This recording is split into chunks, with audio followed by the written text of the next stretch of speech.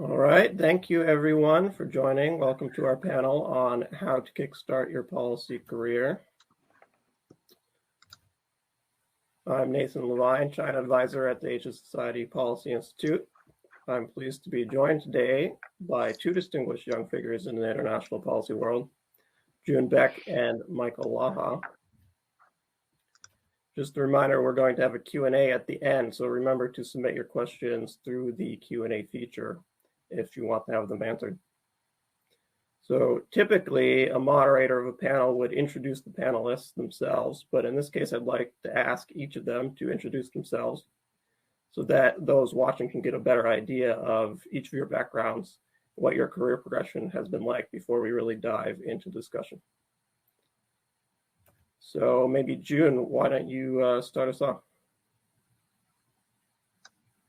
Sure. Thank you, Nathan, and thank you everyone for joining the session. My name is Jieun. I'm dialing in from Boston. I am a Los Angeles native. And what my following bio won't tell you is that I wanted to be so many different things. A human rights lawyer, a general surgeon, a medical missionary. And long story short, so I enrolled in college. I went to Harvard College, fully committed to becoming a general surgeon. So I was pre-med. And as a hyper planner, and I'm sure everyone else in this group is even more of a planner than I am, I had planned out the next 2-3 decades of my professional career as a freshman in college. And 2 months into it, into freshman year, so this is November, freshman year in college, I just followed a couple of friends to an event, which turned out to be a testimony provided by a North Korean escapee or a defector. And he talked about how he was imprisoned in a political prison camp in North Korea with 3 generations of his family due to an alleged crime that his grandmother had committed. And I was shocked. As an ethnic Korean, a Korean American, I didn't know that North Korea had nukes. I didn't know they had one of the worst human rights records on the planet. I didn't know they presented such a danger to its neighbors, to the US, to its own population. And so this really, it turned out to be a very pivotal evening for me and my life, what I became dedicated to, and ultimately my career choices. And so this period that event just really threw me into an intense period of human rights activism. And after college, I thought I would go to law school or something a little bit more safe. I didn't really know what to do with that interest in human rights. I had foregone medical school at this point. And so I ended up applying to Google, and I worked at the Mountain View headquarters for a few years. And this is where I started to think about how to integrate my passions for human rights and technology. And also, it was around the time where I started to formulate ideas and also research on um, how information access could bring some changes to closed societies, keeping North Korea in mind. And so then, after working there for a couple years, I made my way back to Harvard and did a 2 years master's program in the public policy program at the Kennedy School. And this is where I started to really think about how authoritarian countries fit in the context of a larger global scale, and just kind of start to think more about things at a much more theoretical level. And so I stuck around after my MPP for a 2 year research fellowship at the Belfer Center, which is where I crossed paths with Nathan, our moderator today. And I just spent more time thinking of just really deep, trying to think about how information access and undermining the political legitimacy and the narrative of this authoritarian state could materialize.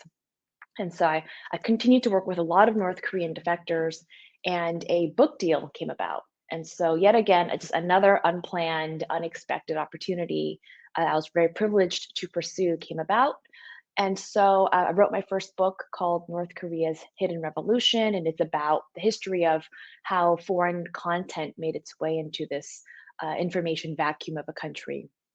And that book writing process was the most um, soul wrenching, self doubting experience I've had in a long time. And that process convinced me to pursue a doctoral program, something I had yet again never seriously considered. If anything, I had actively considered against it a long time ago. And so I pursued a doctoral program in public policy at Oxford. And that's where I looked at and researched the making or the making of first movers of political dissent in authoritarian countries. And I focused on Burma as my country case study. And this is also around the time where I decided to create an NGO called Lumen. It's a US-based 501c3, and it works to materialize some of the ideas that my colleagues and I have been working on in trying to bring information and technology to North Korea. And so now I am back at the Kennedy School's Belfer Center. I'm in my second year of a postdoctoral fellowship, continuing to research and think and write on various aspects of North Korea policy and running my NGO. I'm working to launch an initiative, hopefully in the next year, on human rights and technology in North Korea at the Kennedy School. And so that's my career trajectory, if you will. One thing I'll say is that this is not a planned trajectory by any means. As someone who is such a planner, this is the last thing that I thought I would be doing if I were to ask myself that question when I was 16, 17, 18 years old. So anyway, more to discuss, but over to you, Nathan. Thanks so much for that, Jieun. Michael, go ahead. Sure, that's a really impressive act to follow. I'll try to play my supporting role as well as I can. Hi, everyone. My name is Michael Laha. I'm tuning in from Berlin, where I just joined the Mercator Institute for China Studies, which is a Germany, Berlin-based think tank focused on China. And I joined the Institute after spending 6 years at the Asia Society Center in U.S.-China Relations. So it's nice to sort of come back and participate in this. I've had a pretty unconventional kind of path to where I am today. I actually studied sciences. I studied chemistry. And I thought I was going to be a biomedical scientist. That was sort of the path I was on. And kind of China and Asia and the history of science were these kind of secondary interests, which were always sort of abstract in the background. And I had taken some Chinese undergrad, but never took it very seriously. I thought lab work was going to be my future. And after graduating, I actually spent 2 years as a research assistant, a technician in a lab in New York, where I kind of grew to understand that science wasn't going to be the thing for me. I enjoyed interacting with people.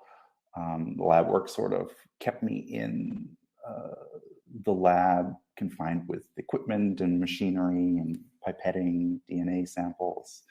And it just wasn't a good fit.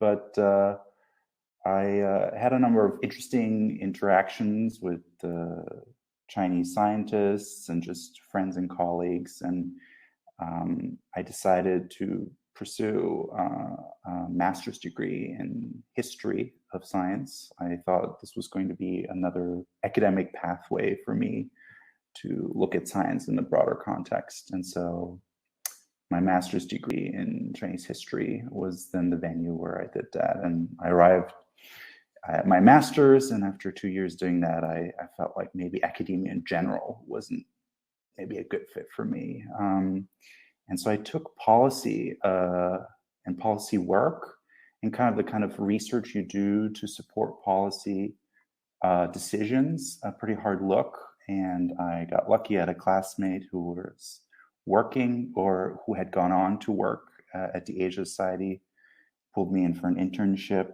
And that internship then led to being hired onto a project that was being developed at the Center in U.S.-China Relations. And 6 years after, I just haven't looked back. And it's very interesting looking back at that decision and the context of where US policy towards China and Europe policy towards China is heading, and the kinds of issues that are bubbling up in the public debate. And one of them is technology competition, and another is more careful scrutiny of science, research and development collaborations between the United States and China. And it's been sort of maybe serendipitous that I'm now referring back to this kind of previous career that I abandoned. So these are the kinds of big picture questions that I'm exploring now at MERICS. There's a lot of interesting kind of work to be done on looking at research and development collaborations between individual European member states, rules around that, and what those rules might mean for then transatlantic cooperation on technology, science, and research and development. So I'll maybe leave it at that. And I think I'll sort of end it in the same way as Jieun just did, which is to say, it wasn't terribly planned where I am today, but in some sort of strange and kind of great way, it's also making sense. But you have to kind of get through a few years, and it'll sort of all show itself. Yeah, so I'll leave it at that. Thanks a lot. Thanks, Michael. I find it very interesting that both of you have this background where you didn't plan where you are now. Things just sort of seem to happen serendipitously, as you said. I'd like to focus in on this moment, Michael, when you came in for this, to interview for this internship at the Asia Society. How did you, making this transition into the policy world, because I imagine there's some people in the audience who are also looking to make a transition into policy from something else. How did you explain this decision of yours to move into policy, and how your unconventional background had helped you to prepare for this? Do you remember this? Yeah, I think that's a really good question. So at the time, the project I was working on, or was being hired to work on, was a kind of people-to-people exchange program between China and the US. And it was kind of broadly about education, kind of civic engagement and social entrepreneurism. And I guess the feeling was, the person who interviewed me at the time, that my science background would be able to kind of lend this maybe liberal arts dimension to the program. That just because you're in a field that is typically typically people with humanities or social science backgrounds work, doesn't mean that someone with a science background doesn't has a place there. And I think that's something particularly true with how we think about professional pathways in the United States and education in the United States, that you can switch majors, or you can have one major turn to something completely different. And so that lesson was, I think, something that built-in lesson into hiring me to the project was something I think the Asia Society appreciated for the project. Yeah, I think I'll leave it at that. So Jieun, you also said you didn't really plan your path, but as you were experiencing it, how did you go about making decisions about what to do next? Because that couldn't have been easy to make those decisions about where to go, what to work on. How did you, at the time, sort of see yourself working through this? Yeah, so that's a great question, because I think I and everyone, all the panelists and the participants, are probably surrounded by a lot of pressures and norms where pursuing a more traditional or a traditionally predictable path seems the safe way to go. So, which is why I found myself, looking at law schools and applying to consulting firms, because that's just seemed it's what everyone else was doing. B, it seemed safe and prestigious, and the money was secure, medical benefits, whatever else. And it just seemed safe, and there was no like everything just seemed much like all the steps were seemingly kind of laid out already. But I just felt that I kept thinking back to the advice that my parents gave me since I was little, and it's actually kind of unconventional advice, given that they are, South Korean born parents, so a little bit more traditional. In that, what they said was, when we think about careers, my brother and I, we should think about 5 criteria. And they said, so 1, think about what we're good at. 2, think about what we enjoy doing. 3, think about something that would be financially sustainable. 4, think about something that would serve our greater community and humanity writ large.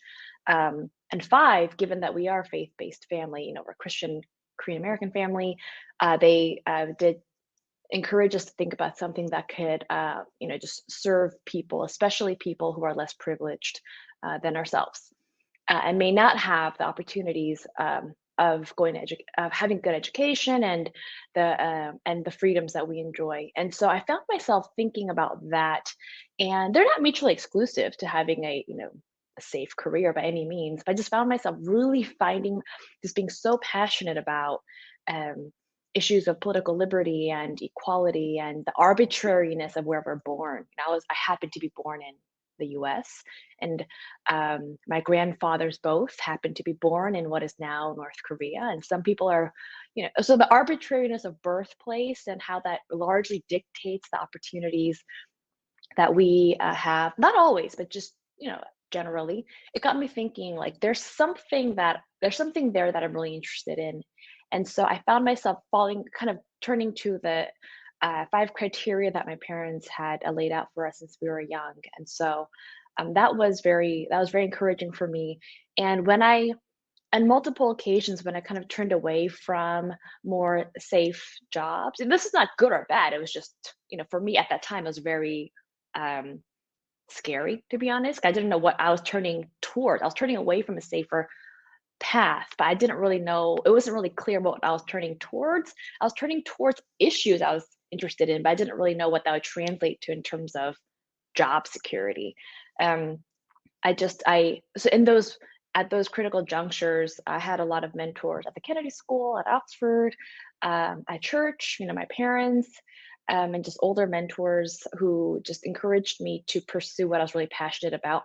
Because at the end of the day, it wasn't ultimately that risky. If I just completely just fell flat, and all the ideas I was churning out just really didn't go anywhere, it didn't resonate.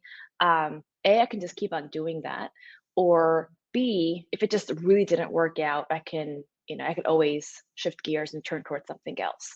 And so um, it's not a formulaic answer that's applicable to all situations, but that was some of the thinking that I had at those critical junctures.